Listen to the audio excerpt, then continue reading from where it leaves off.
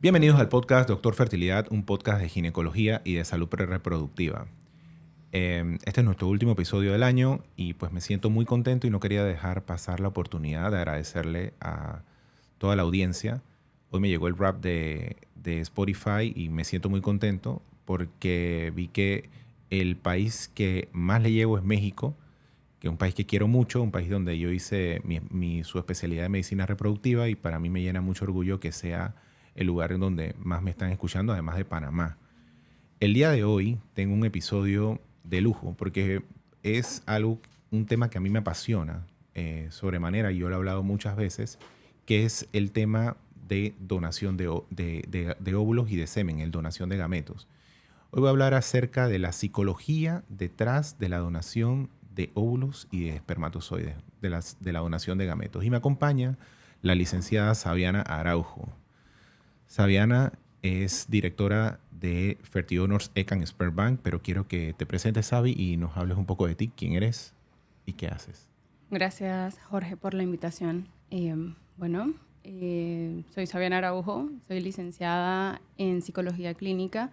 Tengo especialización en el tema de todo el tema de reproducción asistida y la verdad, bastante experiencia, gracias a Dios. Gracias por estar aquí, Sabi. Una pregunta que a mí me hacen los pacientes, pero tú también dentro de tu trabajo evalúas chicas y donantes en general que van al banco a donar. Y siempre los pacientes pues tienen un poco de curiosidad con respecto a eso. ¿Qué motiva a un donante a acercarse según tu experiencia? Y si tú crees que esto genera algún tipo de apego emocional. Bueno, esa pregunta está bastante interesante. La verdad es que nosotros tenemos un programa bastante robusto en Fertidonors. En Fertidonors no solamente soy la gerente del banco, sino que también tengo todo el tema de el proceso de selección de una donante de óvulos, primordialmente. El tema del apego para la parte de donación de óvulos, yo no lo veo tan fuerte, pero sí veo la motivación. Partiendo de que el tema de la donación de óvulos es un acto altruista, es un acto, la verdad, súper bonito. Ciertas donantes he visto que tienen conocimiento alguna persona cercana a ella o en temas de conversación que han tenido temas de infertilidad, perdón. Y también por un tema económico, porque definitivamente en ciertos bancos y también en nuestro banco existe una compensación económica por todo el proceso por el que pasa una donante de óvulos. Siempre se lo he dicho a las donantes, no es lo mismo ser una donante de óvulos que ser un donante de semen. El procedimiento es bastante extenso y siempre les pido a ellas que tengan mucha paciencia y que cumplan todos los parámetros, porque la verdad es que sí tenemos un programa bastante robusto y que ellas tienen que pasar por todo un procedimiento, todo un proceso para poder formar parte. De ese proceso que ellos están cumpliendo para entrar en el programa, hay una curiosidad por parte de los pacientes, y es una curiosidad en función de qué riesgo hay de que mi hijo tenga algún tema, por ejemplo, alguna enfermedad psiquiátrica o el perfil psicológico que pueda tener esta persona que está donando.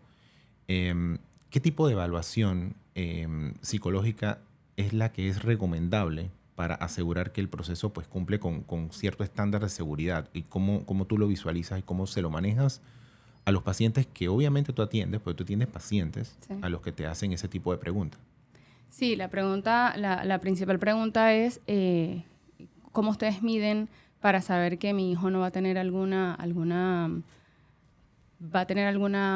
¿cómo les explico? Una alteración de tipo psicológica o tipo psiquiátrica? Y la verdad es que nosotros abordamos de una manera bastante completa a los donantes. La verdad es que tenemos dos psicólogas, o sea, estoy yo, está otra psicóloga, que es la que hace otra evaluación bastante amplia a cada donante, porque honestamente no me da tanto tiempo, entonces nosotros derivamos toda la evaluación psicológica como tal a otra psicóloga. Pero si hacemos una evaluación amplia, siempre les explico a los pacientes que la evaluación a todas las donantes previo siempre se sientan conmigo y hacemos una entrevista semiestructurada donde yo valido toda la información de antecedentes médicos familiares de esa donante. Y luego de eso existen lo que son los test psicométricos, los test proyectivos que nos ayudan también a validar toda la información que ellas me han brindado a mí en el primer paso, que es la entrevista o la cita de orientación con la donante, donde les explico todo el proceso y también las conozco un poco más a ellas. ¿Estos test psicométricos se meten en algún tema de enfermedad psiquiátrica o por lo menos temas como la evaluación del coeficiente intelectual? Sí, por supuesto, claro que sí. Tenemos varios test que son los que nos ayudan a validar cuál es el coeficiente intelectual de una donante, incluso en nuestro expediente. Eso es súper valioso y los pacientes agradecen mucho toda esta parte porque al final se detalla una evaluación completa donde te dice cuál es el coeficiente intelectual de la donante. Incluso en nuestro programa, y lo digo con mucho orgullo, hemos tenido cierta cantidad de donantes con un coeficiente intelectual por encima del término medio y definitivamente sí se destacan en temas de conocimiento, en temas de habilidades y nosotros medimos absolutamente todo, medimos incluso la puntualidad, el progreso, la constancia. Si eres disciplinada, para nosotros es súper importante que una donante sea disciplinada dentro del programa porque eso nos ayuda a que las cosas salgan bien y el proceso de una donante ya al momento cuando entra en la parte crucial que es la aspiración folicular, para mí es súper importante que ella comprenda todos los riesgos que hay detrás de ello. Ya nos ha tocado en ciertas oportunidades tener que decirle a una donante, a un prospecto donante que lastimosamente no puede participar en el programa porque hemos descubierto o hemos detallado o nos hemos dado cuenta de alguna alteración de la personalidad, algún trastorno límite de la personalidad. Por ejemplo, para mí es importante que esta persona no pueda ingresar al programa, ni siquiera no por un tema hereditario, sino por un factor de cuidado para la donante como tal. Yo trato de medir todo eso. Fíjate que eso es súper importante porque finalmente pues la donación, se está buscando ayudar a una pareja, pero tú no puedes ayudar a una pareja en decremento o alterando la salud de una persona. Y si el mismo tratamiento en sí no lo va a tolerar, pues es muy importante pues definir que esa persona no es garante porque psicológicamente no va a entender el tratamiento, o ya sea porque no lo cumple o ya sea porque esa persona pues el mismo tratamiento en sí le puede hacer daño. Sí, nos ha ocurrido. La verdad es que sí hemos captado ciertas chicas que no solamente medimos que físicamente estés bien, que tu hormona antimuleriana está ok, que el médico dice que está todo ok, y entonces se quedan como que, ¿cómo me vas a decir que no? Porque tengo algún tema psicológico. Y la verdad es que es importante. Yo quiero que entiendan que la verdad que al final las estamos cuidando a ellas. Para mí es muy importante. Las donantes se someten a un tema hormonal muy fuerte y eso les puede jugar en contra, y para mí es muy importante la salud tanto de la donante como de la receptora.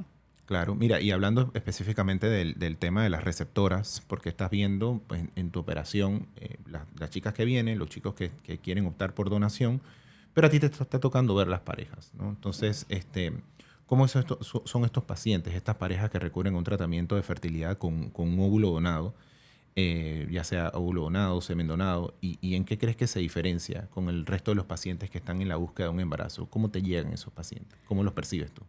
Yo les llamo la última parada. Para mí, siempre comienzo nuestra cita de orientación al paciente dándole las gracias por llegar a mí, porque al final del día yo no siento que la consulta conmigo sea una consulta a la que la gente quiera ir. Realmente es una consulta a la que obligatoriamente van, y entonces trato de hacer de que sea lo más ameno posible y comienzo dándoles las gracias por estar conmigo, por darnos la oportunidad, porque al final del día la decisión de aceptar una donación de óvulos o una donación de semen no es sencillo. Son pacientes que emocionalmente llegan agotados, son pacientes que dicen, incluso lo puedo ver como, no quiero estar aquí, no me siento cómoda aquí, y mi tarea es como, vale la pena que estés aquí, simplemente escúchame, simplemente conversemos, yo te escucho, tú me dices por todo el proceso, tu historia, por la que has pasado, y después yo te digo exactamente qué es lo que vamos a hacer, cuáles son los planes que tenemos, cómo es el proceso de la selección, y eso me ha ayudado mucho a que los pacientes se sientan un poquito más tranquilos porque la ansiedad y el estrés con el que vienen es demasiado alto y obviamente es entendible. Sí, total. Me imagino que esa ansiedad con la que ellos llegan a la consulta es dura porque viene ya golpeado.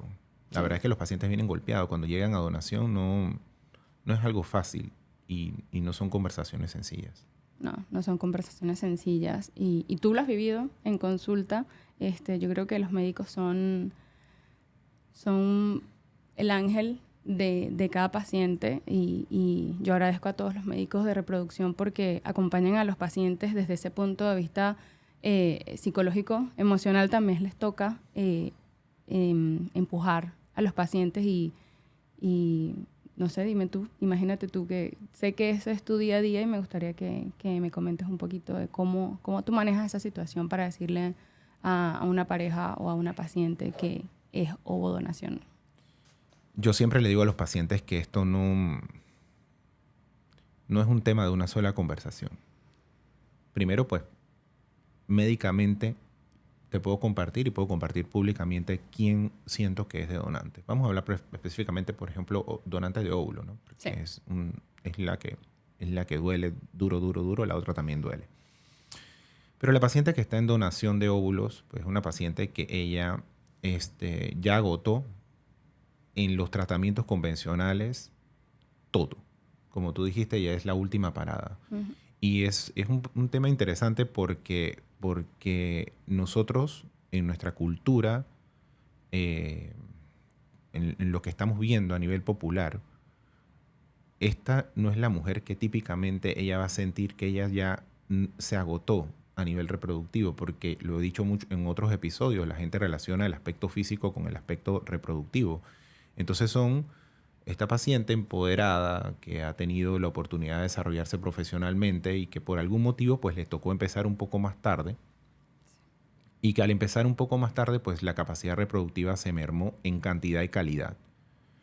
Cuando ya no hay óvulos o cuando todo lo que se produce es enfermo, a lo que nosotros llamamos científicamente anuploide, o sea, son embriones que son genéticamente pues ya no dan.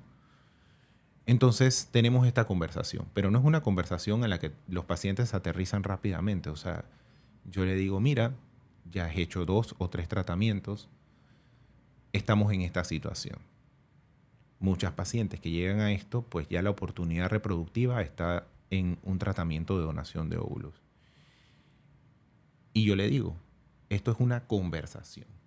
Y esta parte es dura porque otras especialidades médicas, cuando tú vas donde el doctor que tiene cáncer, Sabiana, y el doctor que tiene cáncer, que los doctores con quien trabajo que manejan este tema de cáncer, por ejemplo, cáncer ginecológico, y le dicen, bueno, tú tienes un cáncer en el ovario, hay que operarte, quítame eso ya. O sea, no hay ningún paciente que va a decir que, no, déjame pensarlo. Yo no sé si me lo debas quitar. No, quítamelo ya. Pero en esto no, porque son decisiones que son distintas y hay que llevar a un tema consensuado, porque estás tratando de buscar el anhelo de tener un bebé, pero no es algo que pone en riesgo tu vida, sino es cumplir un anhelo. Entonces, para serte franco, Sabi, es una conversación que me puede tomar hasta un año. Sí. Un año. Desde que yo lo digo hasta que arrancamos propiamente un tratamiento.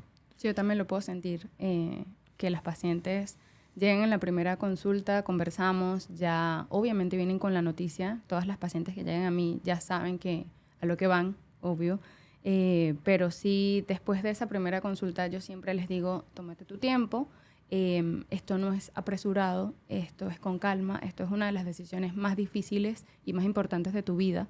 Así que tómate todo el tiempo que necesites y si tú quieres volver a conversar de lo que hemos conversado hoy, tú nada más avísame y volvemos a reunirnos y volvemos a hablar del tema.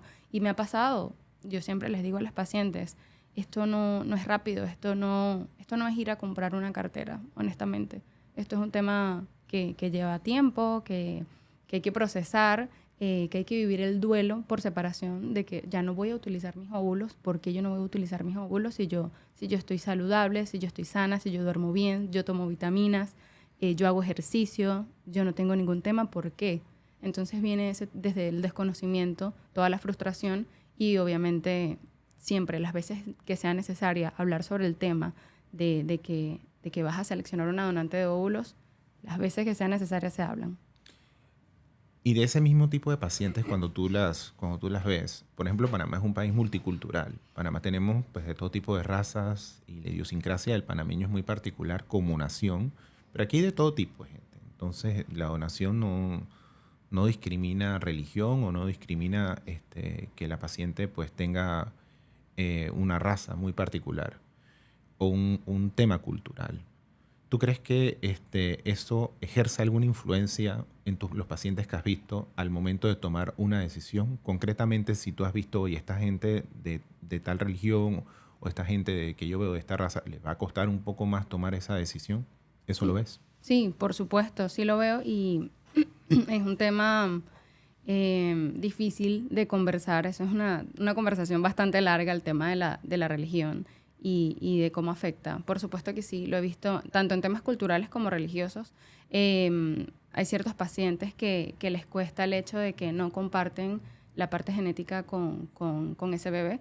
Y para mí eso es un punto, súper importante porque no es nada más el hecho de quiero ser mamá o quiero formar una familia, sino ese anhelo no es lo mismo, no es lo mismo el anhelo que cuando ya tienes el bebé en brazos. ¿Cuáles son tus pensamientos? Si ese pensamiento de que ese bebé no comparte tu genética al 100%, entonces ¿cómo lo tomas? Y también en temas religiosos, cuando no es un tema de sangre, eso ocurre más que todo en el tema de la donación de esperma, es un poquito más difícil, pero en temas religiosos sí, por supuesto, sí lo veo, sí cumple un papel, un rol fundamental, pero yo soy bastante abierta, yo soy de las personas que me gusta entregarle toda la información a los pacientes, toda la información a los pacientes, para que sean ellos los que tomen la decisión y no desde el punto de vista que dirá la familia, que dirán mis abuelos, que dirán mis papás, que dirán que no voy a optar por una donante que sea de tal raza o que sea de tal origen. Entonces, trato de entregarles toda la información y honestamente espero que ellos reciban el retorno a ver qué va a pasar. Pero, por ejemplo, con los pacientes, porque entiendo que también el banco, por ejemplo, cuando maneja pacientes que son de Miami, que son latinos, que están en Estados Unidos, es otro tipo de latino, o los latinos que son hermanos de Centroamérica o el Caribe. ¿Hay alguna diferencia con respecto a nuestra propia idiosincrasia? Por lo menos la panameña. No lo veo, la verdad es que no lo veo. Pienso que no. Son bastante parecidos entonces, en el sentido de que ellas aceptan igual. Sí, sí aceptan. La verdad es que sí. Quizás en el tema de la donación de semen sí es un poquito más compleja la situación, pero en ese punto no veo que no podamos salir adelante al momento de hacer una selección de donante de semen o de óvulos. Está bien. Desde tu perspectiva, ¿qué otra cosa te interesaría como conocer de parte de los médicos? Porque no siempre tú vas manejando muchos médicos, pero no siempre tienes la oportunidad de interaccionar con ellos. No, la verdad es que no tengo la oportunidad de interaccionar con los médicos, más que agradecerles porque confían en nosotros, confían en Fertidonors, en el trabajo que hacemos. En teoría, los médicos me envían a su paciente con una cantidad de temas simplemente para que logremos seleccionar una donante y les acompaño en todo el proceso. Pero yo sí me pregunto cómo, la verdad es que la primera conversación siempre la van a tener los médicos con sus pacientes, y es cómo ustedes logran, o cómo tú, en tu experiencia como médico, cómo logras llevar a una paciente el tema de la espermodonación, de la donación de semen, pacientes solas, solteras. Hay muchas pacientes que hoy en día están solas, están solteras. Como tú dices en uno de los podcasts, que en teoría quizás no te ha llegado el príncipe azul. Uh-huh. Y entonces tú te quedas esperando ese príncipe azul. Lo escuché en un podcast de hace rato de los tuyos. Y me gustaría saber cómo tú llevas esa conversación con una paciente que definitivamente puede optar por donación de semen. La donación de semen es dura. Sí. No es fácil. De hecho, hay pacientes que te la piden. Mira, que curiosamente está así, como hay un tema emocional y de repente, pues, la paciente puede encontrarse en ese momento emocional donde hay una ruptura sentimental, amorosa, y todos los hombres somos iguales. Todos son... Sí, que nos atacan las feministas. Que todos somos iguales de perros y los hombres no sirven y no sé qué. Entonces las mujeres dicen, yo voy con un donante de semen. Pero honestamente, Sabi, o sea, te llegan chiquillas a veces porque es una pelada. O sea, 30 años, dizque 30 y pico, dizque no, yo quiero un donante de semen. Vamos. Entonces ahí en esa parte uno como médico le dice, ok, tú lo puedes hacer, técnicamente, físicamente y económicamente porque te lo quieres pagar. Porque es un tema económico. Cada año esto va a aumentar, Jorge. Sí. Yo pienso. Sí, no, y económicamente porque lo pueden pagar. Pero desde mi punto de vista ético, no como médico, sino como hombre, no lo considero correcto a alguien muy joven. Es mi opinión muy personal y probablemente discrepe de mucha gente. Y te explico por qué. Porque todavía a los 30 años eres una persona de menos de 35. Entonces tú tienes opciones. Quizás no te apareció el príncipe azul, pero yo no sé si te aparece más adelante. Sí. Entonces yo le digo, ¿sabes qué? ¿Por qué no preservas óvulos y esperas? Esperas. Así tú aseguras tu capacidad reproductiva. Puede que ese príncipe azul que tú estás esperando pues te aparezca, o puede que no te aparezca, o puede que te aparezca divorciado con 3 hijos y ese es el que te apareció. Porque esa es la realidad. Entonces tú guardaste tus óvulos. Pero si tú haces un tratamiento de donación de semen y tú eres una persona muy joven, también tienes que pensar que ese niño, o sea, pudo haber tenido la oportunidad de tener un papá que lo acompañara. Entonces, ¿para quién es donación de semen? Desde mi perspectiva personal, porque este es un tema que no tiene no tiene una connotación de una indicación científica médica. Sí. Pues ya una mujer que en verdad agotó todo su recurso emocional, que se fue, se acabó. Entonces estamos hablando de una mujer que ya estamos arriba de los 40 y pico, en los que ella ya rodó, ya fue al circo, ya vio los payasos y le fue mal. Y no tiene un interés en tener una relación con nada porque en verdad ella ya es una persona madura en todos los sentidos y tiene una carga de dolor con respecto a las relaciones, pero quedó con el anhelo de tener un bebé. Y entonces en ese caso pues me siento cómodo que, mira, está el banco y ahí lo puedes escoger como tú quieras. Entonces vienen otras charlas porque entonces los quieren pelirrojo, porque yo quiero un pelirrojo, yo quiero un chinito, porque me imagino yo soy negra, pero con un semen chino, ¿cómo va a salir el chichi? Entonces te dicen unas cosas bien locas. Sí. Son interesantes, sí. Esas conversaciones con las pacientes que van a optar por donante de semen son súper interesantes. Son súper interesantes, pero también, pues como te decía, o sea, la verdad es que ya ellos es un grupo de pacientes que a pesar de que ellas lo ven como sencillo, no, yo voy a la donación de semen, por lo menos yo siento que es un tema pues ético decirle, hey, o sea, date un chance, pues puede aparecer alguien, pero si en verdad ella lo sabe, yo lo sé también, no va a aparecer nadie. Ella está ya en el Lista. ocaso sentimental, se acabó todo, entonces sí, esa sería una paciente que cómodamente me sentiría Pero en sí donación de semen. tenemos pacientes de 33, 35 años que están optando por otros temas, donación de semen. Sí las tenemos. Sí.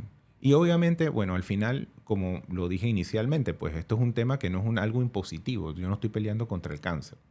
Sí. No estoy peleando contra el cáncer. Entonces hay gente que esa es mi decisión y punto. Entonces también hay que también ser un poco más respetuosos también con eso. Y es su decisión.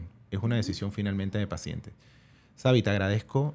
Me gustaría que nos dijeras unas palabras finales, invitando a conocer un poco acerca de tu trabajo, la página.